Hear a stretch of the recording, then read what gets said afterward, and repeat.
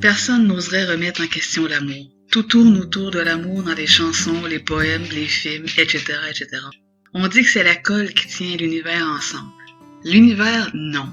Mais cette matrice, oui. Et je vais tenter le tour de force dans cette vidéo de vous présenter la nuance entre les deux types d'amour, c'est-à-dire l'amour que l'on expérimente ici, dans ce plan, et l'amour réel qui est un principe cosmique et qui a été apporté il y a vraiment très peu de temps à l'échelle cosmique, à l'échelle morontielle. L'amour ici est très récent. C'était plutôt très animalisé, très astralisé, et l'amour est venu plus tard par l'intermédiaire d'un avatar. Et ce principe-là de l'amour a été totalement inversé. Et nous connaissons aujourd'hui l'amour astral qui a un but très précis et dont l'astral se sert beaucoup car c'est pour eux l'outil ultime de domination sur l'homme.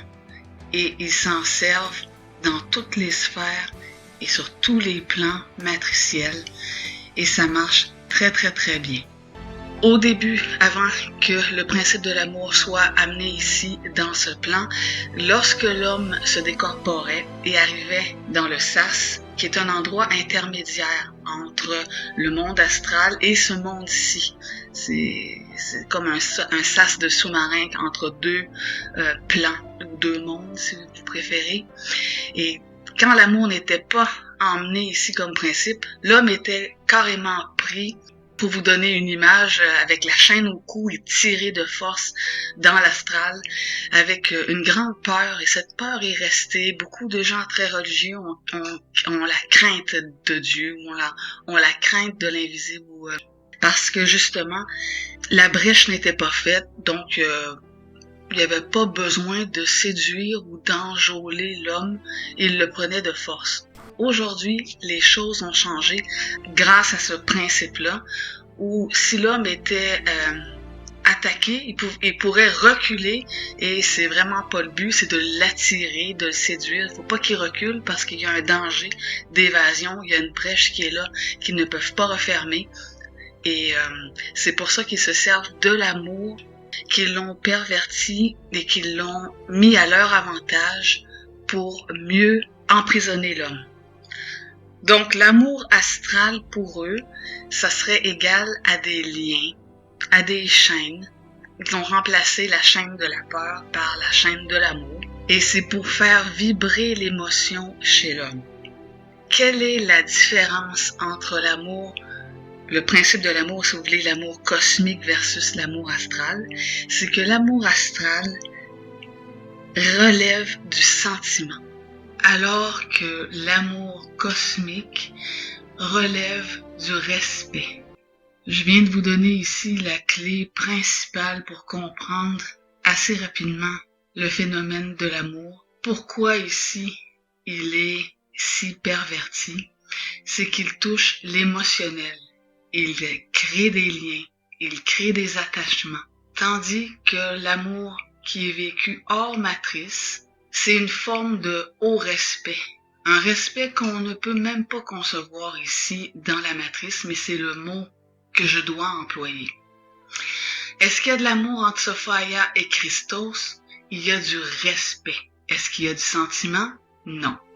Et c'est pour ça que c'est très difficile pour les gens qui sont astralisés de concevoir que les ajusteurs de pensée, que les êtres morontialisés et que même les êtres qui sont astrales mais qui sont hors matrice sont prépersonnels, c'est-à-dire qu'ils n'ont pas la même vision de l'amour et n'ont pas l'implant du sauveur et n'ont pas le sentiment ou l'émotionnel que nous avons ici, qui est en fait, c'est pas nous, c'est de l'âme, hein? C'est l'âme qui vibre à ces choses-là parce qu'elle a été programmée pour ça. Et c'est là que je veux vous amener. Dans une ancienne vidéo, je vous ai dit qu'ici, on n'avait pas le choix, qu'il n'y avait pas de libre arbitre et que nous ne choisissions rien. Et que même nos partenaires étaient choisis pour nous, car nous étions accouplés ici sur Terre. Ce phénomène est réel, très difficile à absorber et à accepter. Est-ce que l'amour ici révélerait plus d'une technologie que d'un état réel? Oui. C'est pour vous dire à quel point cet amour-là peut être induit. Et c'est pourquoi ceux qui ont des contacts astrales avec soi-disant des anges ou des personnes ayant fait une mort clinique, qui ont ressenti un amour incroyable, je le sais, je peux les comprendre.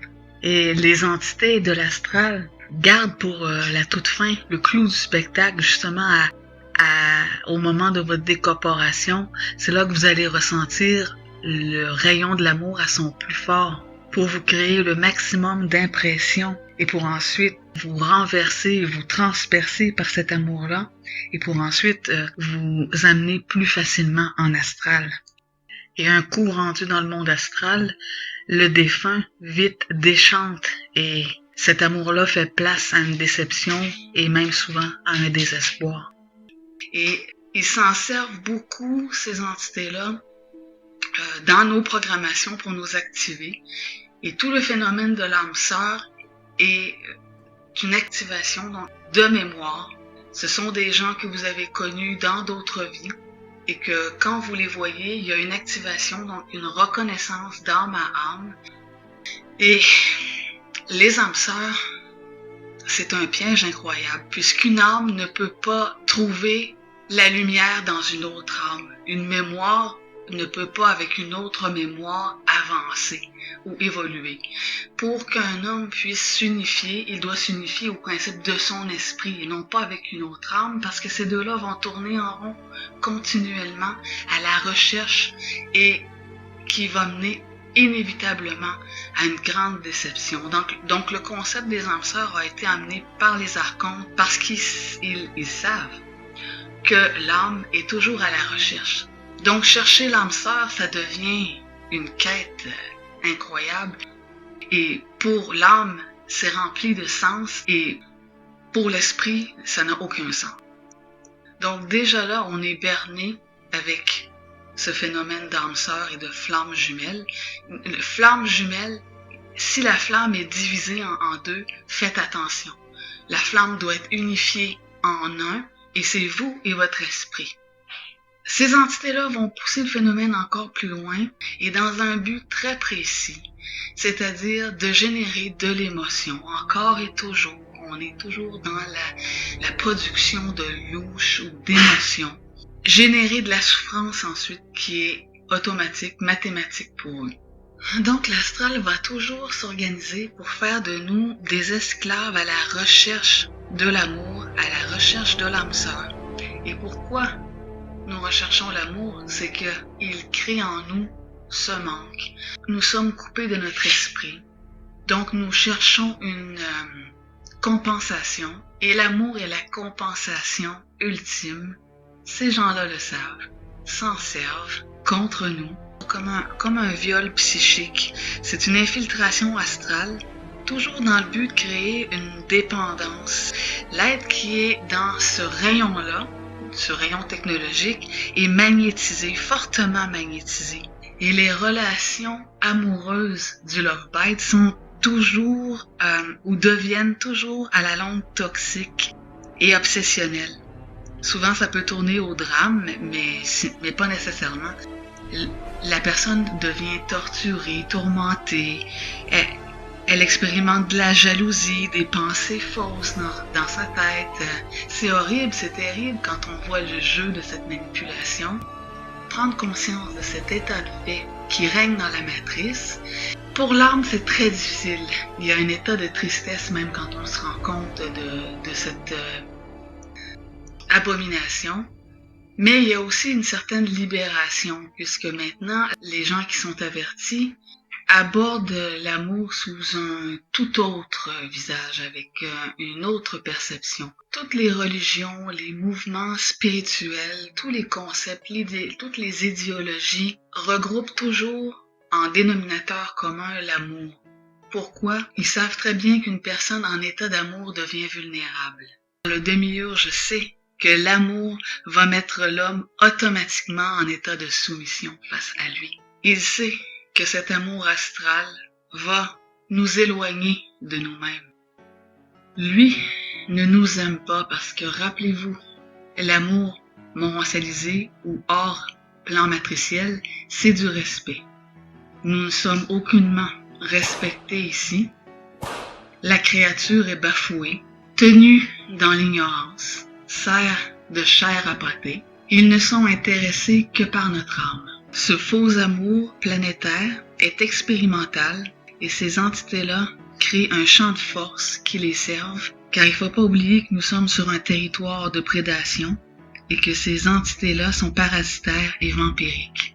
Et remarquez comment l'amour vécu au niveau matriciel ressemble à une relation vampirique où les amoureux vont vraiment se vider jusqu'à la dernière goutte, presque se détruire. C'est un amour qui est dans l'émotion, qui vient vous chercher, qui ne peut pas durer dans le temps et qui ne renforce que les connexions astrales, qui crée des mémoires qui vont faire que dans les prochaines vies, ces entités-là vont pouvoir vous programmer facilement grâce au mémoriel que vous avez eu.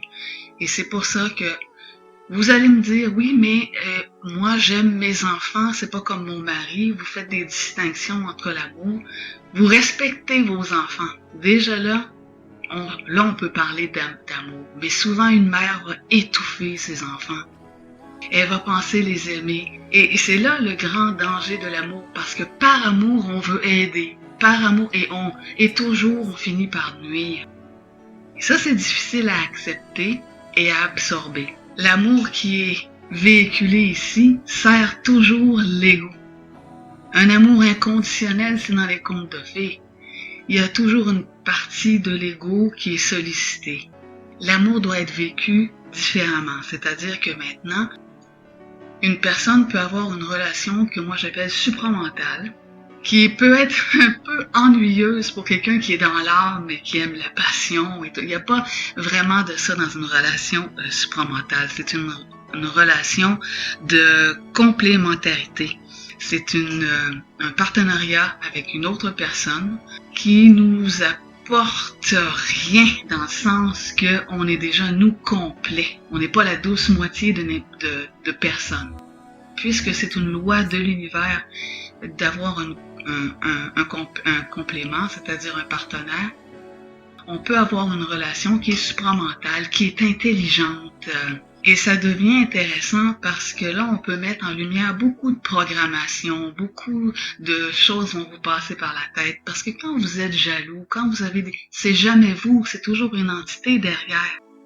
Donc, s'il y a une pensée de jalousie qui vous traverse, vous devez rétorquer à l'entité. Pourquoi t'es jaloux? Parce que c'est pas vous. L'esprit n'est jamais jaloux. C'est toujours l'âme, mais toujours une mémoire.